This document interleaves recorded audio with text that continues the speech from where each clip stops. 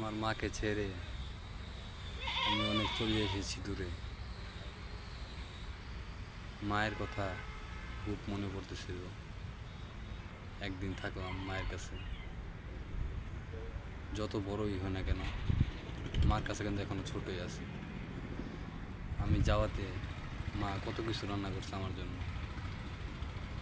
আমি হয়তো বাড়ি থেকে ভালো মন্দ খাইছি, কিন্তু মা মনে করতেছে আমি খাওয়া দাওয়া ঠিক মনে করিনি। 4-5 ধরনের আইটেম রান্না করে রাখছি। মার মতো কেউ হবে এই দুনিয়াতে?